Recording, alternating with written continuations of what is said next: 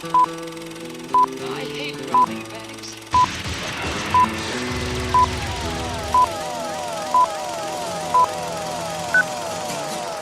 It's time.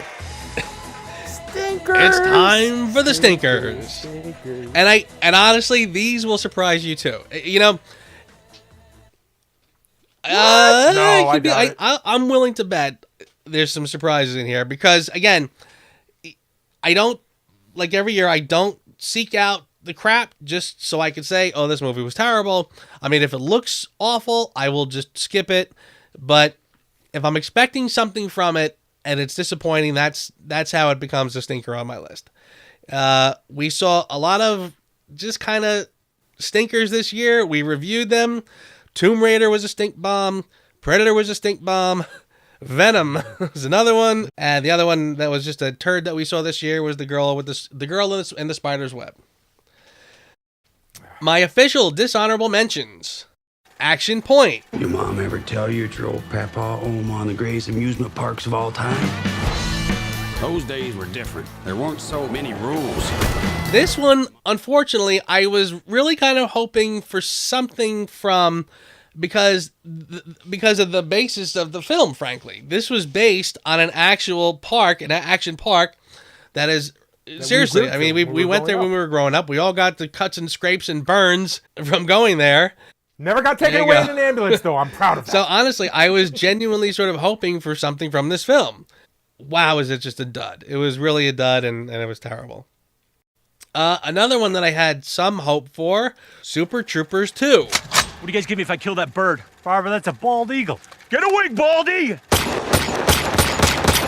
Yeah! Guys, what do I win? A one-way ticket to hell. Only because, I mean, the first one, that was one of those films where I laughed so hard that I couldn't breathe when I saw the first one. There were parts in that film that I was rolling, and I just enjoyed the hell out of it. And then years later, they decided, okay. And I saw it, and again, it was just the same old tired stuff. I'd seen it already. There was nothing interesting about it, and it did not have the same energy as the original, by any stretch. The other dishonorable mention, Ocean's 8. Good afternoon, Miss Ocean. As you know, parole is a privilege. It's a mistake, but it happened. And if I were to be released, I would I would just want the simple life. and not that I expected anything from this. This was not something I sought out, but I did see it. And again, it kind of in the same vein as the Ghostbusters the year before, a remake that it was just only redone to do it with women. And again, that's fine. But if you're going to do it right. I literally watched this film and I was like, is this a remake or is it a sequel? Because they literally just beat for beat, step for step, did everything the original did. I mean, they literally started it. It opens up with her sitting before the parole board. And I'm like, are you serious? Like, is this going to just to be a total replay of the first one? And it was less enjoyable. They let her out. She's basically a grifter. So she starts scamming people out of money. And it's like, well, I don't want to, like, that's not a likable character. When Danny Ocean was doing this for the love of his wife, this one was doing it for revenge against a guy. Again, it's different, but that's not as nice. I'm not going to root for that as much as I rooted for love. And again, there was literally times when I was watching this film when I saw one character walk over to the other one, which was basically the scene where Rusty comes up to say something to Danny Ocean, and he says, "We got to talk." Literally, as she was walking up, I said, "We got to talk," and she goes, "We got to talk." I mean, it was like beat for beat. Like you knew every word before they said it. And then the whole point of the I'll probably get a little too carried away with this one, but the whole. Yeah, I was about to say, dude, you haven't even gotten to your actual top 3 stinkers. You may want to dial it back a little bit. When the finale comes, and the whole heist is pulled off because they pull a character out of the original to just do it for them. Okay, whatever. I'm not getting it anymore. So that's Ocean's 8. The last honorable mention, dishonorable mention, right. and it's not a bad film. It's not a terrible film, but if you want to pay $10 to go see a Hallmark Lifetime movie, feel free. Crazy Rich Asians. March, we've been dating for over a year now, and I think it's about time people met my beautiful girlfriend. What about us taking an adventure east? Like Queens? Singapore, Colin's wedding. Don't you want to be my family? I hardly know anything about them. Every time I bring them up, Nick changes the subject. Maybe his parents are poor and he has to send them money. We'll take a bags and get you checked into first class. Nick, we can't afford this. So your family is rich? We're comfortable. That is exactly what a super rich person would say. I did not understand what the hype about this film was. It was nothing that you would not see any night of the week on the Lifetime channel. It was like, when people ask me, do you like chick flicks? I go, well, I mean, I like the good ones. And they'll say, well, like what? I'll be like, well, like When Harry Met Sally. Well, that's not a chick flick. Okay, then I don't. Then I don't like chick flicks. This was a chick flick. It was just a chick flick. And again, I didn't understand the point, because at the end of the film, I'm saying to myself, I don't see how any of the characters changed. I don't see how there was an arc. You just sort of, and they were very, very stereotypical characters, and I didn't understand what the big deal of it. I mean, people seem to like it. I didn't get it. And that's my dishonorable mentions, which means we can finally get to my actual top 3 worst films of 2018. And again, I think some of these will actually be surprising. Number 3, First Man. Do you question whether the program's worth the cost in money and in lives? You're down here and you look up and you don't think about it too much, but space exploration changes your perception. This was the story of Neil Armstrong, who was the first man on the moon, and it was a very competent film. Technically, it was very well done. You would very much believe that this was set in the 60s, in the time when it was supposed to be set. It's a well put together film. But I walked out saying that was a masterfully done film that no one would want to sit through. And I know I'm in the minority because I know some people really liked it. I thought this was just unbearable. It was a film about characters who are not really pleasant, characters who are just sort of weird that you can't relate to in any way. And you're watching something that is just so stoic and cold and so hard to feel anything from. So it was a lot of work put into a film that I don't think anybody would really enjoy. But like I said, I think there are some that will. It's got that kind of art house feel to it, and some will be drawn to the look and feel of it and just the technical mastery of it. But again, I felt like it was 2 hours of my life, and I just could not feel a thing. It was a very tough movie for me to sit through, and I was I was looking forward to it, but I was very disappointed. All right, fair enough. Number 2, First Reformed.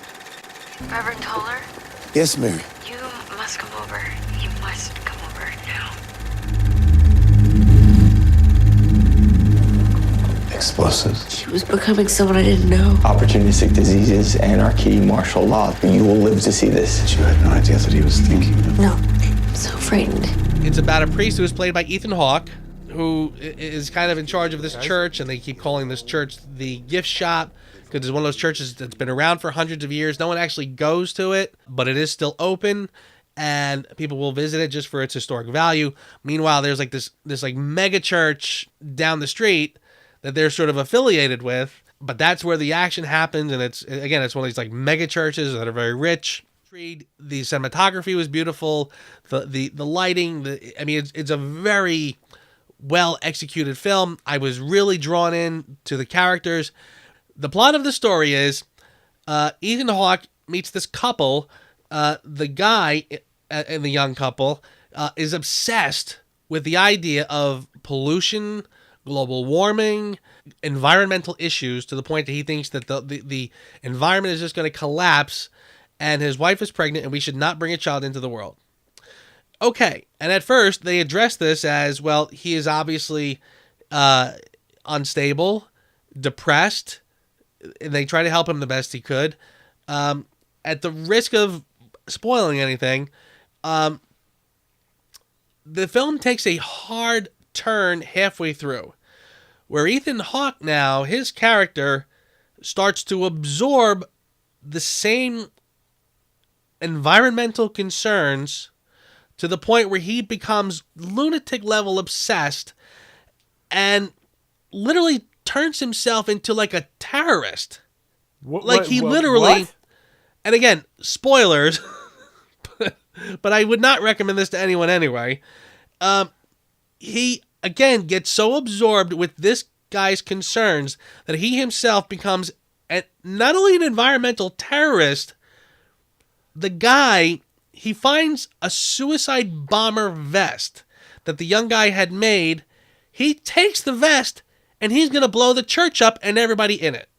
His own church, which just so happens to be filled with people from the mega church, the head honchos who he thinks are complicit in the destruction of the environment because they have connections to this corporation that pollutes. And I don't know what the point of this is. Are we supposed to cheer for this person? And that, right, exactly. Am I supposed to identify and feel for this person? And it made no, and not only that, it's not only that they punched you in the face with this message. When I tell you that this film, it's like, there's a moment where all of a sudden it literally starts to feel like a public service announcement. Like it literally just becomes straight up propaganda about pollution. And it's like, and again, I don't mind. It started out as one kind of film, turned into something just totally wacky. And again, I was so crushed by this because it started out great. It really started out strong. Again, the performances were great. I was intrigued about what was happening. And then by the end, it turned into something else. I'm like, what the hell is... And a person who seems perfectly sane. So they're trying to sort of sell me on the idea that the environmental issues are so bad that it would drive anyone crazy. Well, no, it really wouldn't. It wouldn't drive a normal person that crazy to the point where you're going to murder people. It literally just made no sense. I was so put off by it. I said, I can't. So yeah, that is my second worst, and it probably should really be higher, except the fact that it really was sort of a little indie movie that I figured no one's going to see anyway, so it's only number 2. But yeah, this was a weird one, and I just do not bother. But my number 1, and this one you might actually have an opinion on, and you might disagree with me very strongly. Ready Player One. My name's Wade Watts. My dad picked that name because it sounded like a superhero's alter ego. Like Peter Parker or Bruce Banner. But he died when I was a kid. My mom, too. Wow. That was your biggest stinker of the year, huh? Liam, I'm sorry. Liam is no longer a fan of our show. He loves that movie. I'm just pointing it out. And you know what? I would not blame him one bit. Because this movie... Is this your Get Off My Lawn movie? I don't think so. Maybe. Honestly, when I saw this, I saw it twice, by the way. So I do feel pretty comfortable with calling it what I'm calling it. I didn't like it, and by the way, I should also preface, I didn't read the book, so I'm sure that you and a lot of people will tell me about the book, and I'm like, that's fine. I'm just judging the film. Yeah, you can't judge the film based on the book. No, that's not how it works. Right. It is what it is. The point of the film, I found to be strange, where this is about people who are again, society is so run down, and so everybody's living in poverty, where we're living on these trailers just stacked one on top of the other, and everyone is trying to just escape their lives for a while by going into what is known as the Oasis. Fair enough. And that is probably I would think that that's a commentary on what we're doing today. By escaping into social media and all this other stuff that we distract ourselves with. Well, okay. But the film sort of takes this other turn where it's like, no. We're not saying that the Oasis is bad. We're actually saying that the Oasis is great. We love this virtual world. We want to be in it all the time. We don't want to pay attention to real life, and that's that. So they fight for the Oasis. At the end, they're like, Oasis rules or whatever. And they're still living in Except squalor. Thursdays and Fridays. Yeah, except for Tuesdays and Thursdays. I hope that those aren't the days you have off from work. And it wasn't even so much the overall theme. Again, it was almost like it was like the reverse Matrix, where instead of trying to get everybody out of the Matrix, we're trying to get everybody the hell in there and stay there. And again, I didn't quite the bombardment of references to pop culture. Again, I didn't mind it so much, but I mean the visuals were just this was sort of like, I mean, if you're going to complain about the massive nonsense and like Justice League, the big CGI just crap everywhere, the way the DC, well, this was just 2 hours of that. Every time they were in there, I felt like I was just bombarded with stuff and I couldn't see what the hell was going on, couldn't see what's where. So, and again, I didn't feel like the pop culture references contributed. Like part of me I feel like I should be the guy who go, oh, The Shining, that's a great movie. They did The Shining. Okay. But they did it in a very superficial sort of way, and I don't really understand how The Shining pertained to this story. It was almost like they could have picked any classic film, gone in and recreated scenes from it, and then we would have moved on. I don't see how The Shining pertains to this. So I kind of felt like everything in it was just kind of, let's throw in this, let's throw in that, let's throw in that. It doesn't really amount to anything. And again, to get back to my overall, I just didn't like the overall themes. I didn't like the idea that it was almost like at every turn when they had a chance to sort of say something that should have some meaningful impact, they did it wrong. Again, or they backpedaled. Right. For example, he meets the girl inside, right? Now, of course, they have the avatars. They can all look pretty and stuff. And again, this is something we've seen before. Okay. And then he meets her. And she sort of says, like, don't get too excited. You wouldn't like me in real life. I'm not as sexy and pretty in real life. So, and I'm thinking to myself, like, now all the girl gamers at home who are, maybe a little chunky or not the most prettiest thing in the world, they're identifying. Then suddenly he meets her, and she's adorable. She's got a tiny little shade on her eye of a birthmark, and this is her. Oh, you're like that's why she should be wearing the Phantom of the Opera mask. No, I mean, come on. So I'm all those chubby gamer girls are looking at this going like, screw you, movie. And then there was like another scene later when again the evil guy, the evil corporate guy, who's just evil and corporate because he's not cool. I mean, there's a literal point in there where he tries to catch him on some sort of like pop culture reference, and he can't do it. Yeah. So he's like, "Oh, you're not cool," Okay. But again, we don't want the corporate guy to get it because he's going to use it to sell ads and make money, as opposed to, I mean, doesn't it already generate? I mean, they already spend actual money to be in here and to do stuff in here, so it's already making money. So I'm not understanding that message. And then there was a point at the end where the guy shows up. He was going to get the kid, right? And he chased him all the way to his house, and this bunch of people stand up. Oh, no way, you're not going to get past all of us. Well, what does he do? Pulls out his gun, and that ocean just parts like the Red Sea. Whoops, goodbye. Go ahead, go kill him. We don't care. And I'm like, so again, it was like every time I was waiting for something to feel good about, it did the other thing.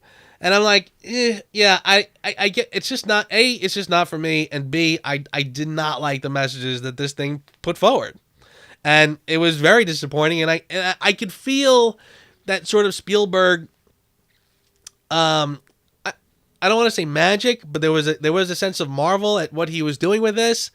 But yeah, boy, did it just fell flat. And seriously, the end, the idea that, well, let's again, long live the Oasis. Let's all just live in our hovels and plug into this virtual. Let's all get fat and sick and whatever. And plus, even just the mechanisms, I couldn't. It was very frustrating. Sometimes people are running down the street because they're running in the Matrix. Sometimes they're jogging in place at home. Sometimes, I mean, it just, all of that stuff never synced up. It didn't work. It didn't make any sense. There was no rhyme or reason about how, so I couldn't even get really attached to that. So there wasn't really even ground rules in this film. So yeah, swing and a miss, and I really, and again, it's probably, like, is this a worse movie than, like, Venom or Tomb Raider or The Spider's Web? Or First Reform? Well, I honestly, like I said, First Reform I found to be much more offensive, frankly, than this. But again, that was just a much smaller movie. This one was, like, the masses saw this. And I kind of felt like this really, again, just had really wrong messages. And again, it's probably the kind of thing where you say, dude, take it easy. It might not be your cup of tea, but some of us liked it because we liked the pop culture references and we enjoyed this or that. I get it. But it is one of those films where if you're going to take the time to break it down, the messages are not good. I really just found it to send the wrong messages to people, and that's it. I'll leave it at that. Dude, I can't even blame you for it, to be honest with you. And I even remember when we were discussing about it that, like, you know, dude, I don't think this movie was really speaking to you. It's speaking to people like me. And granted, it didn't do it perfectly in any stretch of the imagination, and I felt that a lot of the themes that the book was trying to get across, it didn't actually get to, or just glossed over it in a very bad way. So yeah, I'm not gonna complain about that, man. That's absolutely fine with me. You be you. You be you. Boy, did those movies suck, but thank you for watching, and please subscribe to our channel. Check out these videos if you want to see more of Reviews Without Remorse. Again, we do an hour podcast every week. We have not missed one in 2 years. So please check out our podcast and please subscribe to our channel. Thanks again for bearing with my cold, and I'll see you next time.